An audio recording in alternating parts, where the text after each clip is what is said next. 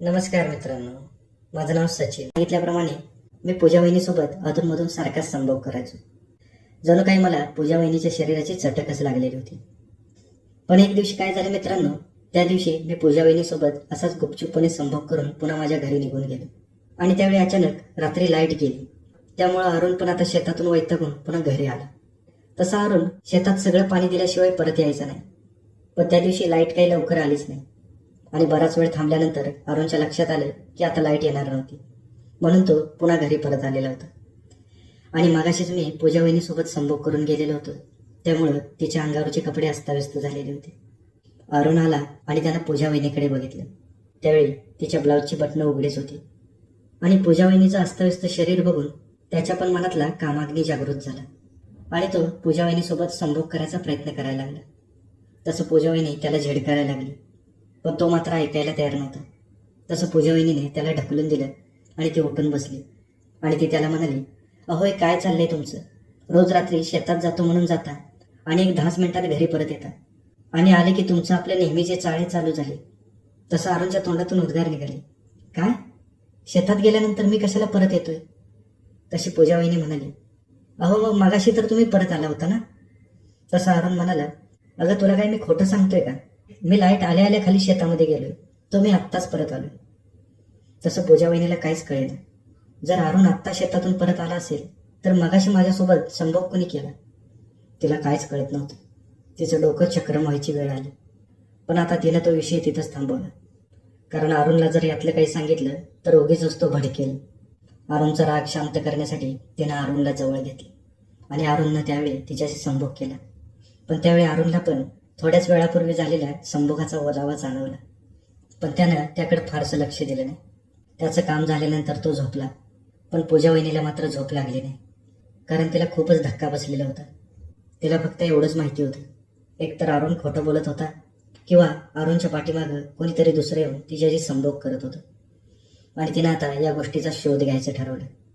कसं तर त्या दिवशी तिनं तो विषय तिथंच दाबला, पण मला मात्र या गोष्टींची जाणीवच नव्हती. आणि एक दिवशी संध्याकाळी रात्रीची लाईट असल्यामुळं नेहमीप्रमाणे अरुण शेतामध्ये गेला. मला अरुणचा फोन आला की तू शेतामध्ये येणारस का? तसं मी पण अरुणला नेहमी उत्तर देतो तसंच सांगितलं, तू मोटर वगैरे चालू कर, मी एक अर्ध्याच तासामध्ये शेतामध्ये येतो. त्यानं त्याची पण मोटर चालू केली आणि माझी पण मोटर चालू केली. आणि मी आता शेताकडे न जाता थेट गेलो त्या अरुणच्या घरी. नेहमीप्रमाणे मी घराच्या भिंतीच्या आड उभं राहून पहिल्यांदा कामासा घेतला. आणि त्यावेळी मला दिसलं की पूजा वहिनी झोपलेलीच होती. अंगावरची रग चांगली पोटापर्यंत खाली होती. गोट्यातल्या बल्बच्या प्रकाशामध्ये तिचं अंधोक्षे शरीर मला दिसत होतं. आणि ती माझी काही पहिली वेळ नव्हती, त्यामुळे माझ्यात आता चांगलंच धाडस आलेलं होतं. आणि मी आता एकदम विश्वासानं पुढे गेलो. पटकन जाऊन मी पूजा वहिनीच्या अंथरुणामध्ये शिरलो आणि तिच्या पोटावरून हात फिरवायला लागलो. पण पूजा वहिनी जागीच होती. तिनं फक्त झोपेचं सोंग घेतलेलं होतं. मी आता हळूहळू तिच्या पोटावरून हात फिरवत फिरवत तिच्या सर्वांगावर हात फिरवायला लागलो. माझ्या मनाला येतील तशा सगळ्या गोष्टी मी करायला लागलो. आणि 5च मिनिटात मी पूर्णपणे निर्वस्त्र होऊन पूजा वहिनीला मिठीत घेतलं. तसं पूजा वहिनीनं माझ्याकडे तोंड केलं आणि तिनं माझ्या गळ्याभोवती तिच्या हाताचा विळका घातला. आणि तिनं आपले डोळे उघडले आणि ती मी कोण आहे बघायचा प्रयत्न करायला लागली. तसं मी घाबरलो आणि मी माझ्या अंगावर पांघरून ओढायचा प्रयत्न करायला लागलो. तशी पूजा वहिनी उठली आणि तिनं तिच्या उशीच्या बाजूला ठेवलेला टॉर्च हातामध्ये घेतला आणि तिनं तिच्या टॉर्चचा प्रकाश माझ्या तोंडावर मारला. आणि जसं मला बघितलं तसं तिला एक धक्काच बसला आणि तिच्या तोंडातून उद्गार निघाले, भाऊजी तुम्ही? तुम्हाला काही लाज वगैरे वाटते की नाही? माझा तुमच्यावर किती विश्वास होता आणि तुम्ही चक्क माझ्यासोबत हे केलं. तसं मी एकदम घाबरलो. मला काय बोलावं ते कळेना आणि मी पूजा वहिनीचे पाय पकडून माफी मागायला लागलो. मी म्हणालो, वहिनी मला माफ करा. तसं ती मला म्हणाली, अहो भाऊजी ही माफी मागायची गोष्ट नाही. तुम्ही हे काय केलंय तुम्हाला माहिती आहे का? मला रोज वाटायचं की माझा नवराच येऊन माझ्यासोबत हे सगळं करतोय, पण मी चुकीची होती. माझा आता तुमच्यावर अजिबात विश्वास नाही. तुम्ही पटकन इथून निघून जा. मी आत्ताच यांना सगळ्या गोष्टी सांगते. तसं मी खूपच घाबरलो आणि मी पूजा वहिनीचे पाय पकडायला लागलो आणि मी तिच्यासमोर गायावया करायला लागलो. आणि त्यावेळी मी पूजा वहिनीला सांगितलं, पूजा वहिनी चूक माझ्या हातून झाली हे मला मान्य आहे, पण मी तरी काय करू? तुमचं सौंदर्य बघितल्यापासून मी भारावून गेलेलो होतो.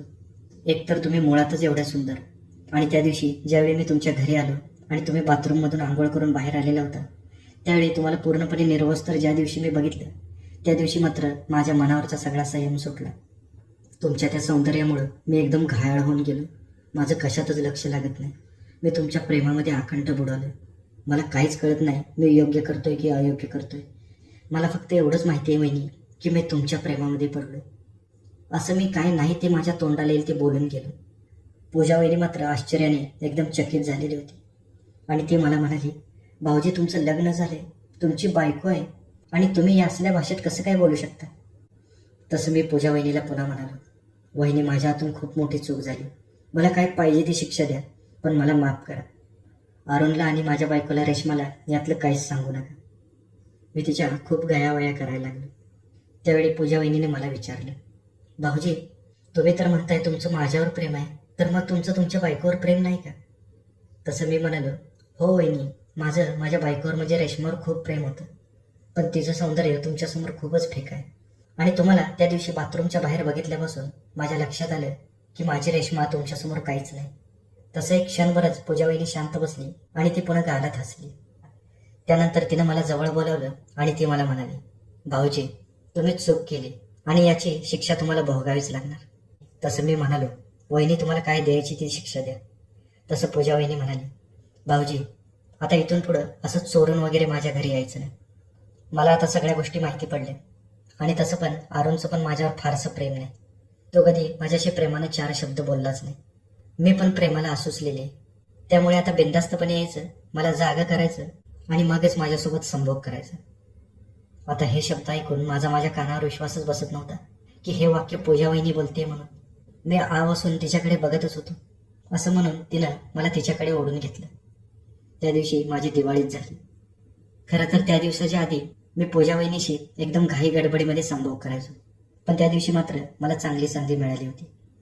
आम्ही दोघेजण त्यांच्या घरामध्ये गेलो आणि त्या दिवशी आम्ही पूर्णपणे मनासारखा एकदम व्यवस्थितपणे संभोग केला. एकमेकांच्या शरीराला एकदम व्यवस्थितपणे शांत केलं. त्या दिवशी मी माझ्या आयुष्यामध्ये खऱ्या अर्थानं तृप्त झालेलो होतो आणि मोठ्या समाधानानं मी पुन्हा पूजा वहिनीच्या घरातून बाहेर पडलो. आणि त्या दिवसानंतर माझं आणि पूजा वहिनीचं नातं पूर्णपणे बदलून गेलेलं होतं. आता आम्ही एकमेकांशी खूपच चेष्टा करायचो. ज्यावेळी संधी मिळेल त्यावेळी आम्ही एकमेकांच्या शरीराला स्पर्श करायचो. आता ज्यावेळी पूजा वहिनी माझ्या घरी यायची त्यावेळी रेश्मा जर किचनमध्ये काम करत असेल तर ती तेवढ्या वेळेमध्ये सुद्धा माझ्याजवळ यायची, मला चिमटे काढायची, माझी चेष्टा मस्करी करायची. मी पण आता अरुणच्या घरी गेलो की अरुणची नजर थोडीशी इकडे तिकडे झाली की पूजा वहिनीच्या आजूबाजूला घुटमळायचो. ती किचनमध्ये असली की तिला मागून जाऊन मिठी मारायचो. असे आमचे बरेच प्रेमाचे चाळे चालायचे आणि आमची प्रेमवेल आता चांगलीच बहरली होती. आणि त्यामुळे अरुणला पण आमच्याविषयी थोडासा संशय यायला लागला, कारण माझं पूजा वहिनीकडे वाढणारं आकर्षण आणि पूजा वहिनीचं माझ्याकडे वाढणारं आकर्षण अरुणच्या नजरेतून काही लपलेलं नव्हतं. आणि त्यातच ज्या वेळेपासून पूजा वहिनी आणि मी एकमेकांच्या प्रेमपाशामध्ये अडकलो होतो तेव्हापासून पूजा वहिनी अरुणला पण चांगली झिडकारायची. स्वतःचा नवरा असून सुद्धा ती 15-15, 20-20 दिवस अरुणला शरीर सुखच देत नव्हती, कारण तिची प्रेमाची भूक ती माझ्याकडून भागवून घ्यायची. आणि त्यामुळे अरुणच्या मनात आपोआपच शंका तयार व्हायला लागली आणि अरुणला जाणवलं की नक्कीच तो घरी नसताना कोणीतरी त्याच्या बायकोजवळ म्हणजे पूजा वहिनीजवळ यायचं. आणि याचा शोध घेण्यासाठी अरुणने एक दिवस एक योजना आखली. अरुण त्या दिवशी रात्रपाळीसाठी शेतामध्ये गेला. जाताना नेहमीप्रमाणे त्यानं मला फोन केला. नेहमीप्रमाणे मी पण त्याला अर्ध्या तासात येण्याचं सांगितलं आणि मी लगबगीनं पूजा वहिनीच्या घराकडे पळत सुटलो. पूजा वहिनी माझी वाटच बघत घराच्या बाहेर झोपलेली होती. मी आलेलो कळताच पूजा वहिनी हळूच उठली आणि आम्ही दोघेजण घरामध्ये गेलो. घरामध्ये गेल्यानंतर आम्ही आमच्या प्रणयाला सुरुवात केली आणि 5 मिनिटात अरुण पण शेतामधून घरी परत आलेला होता.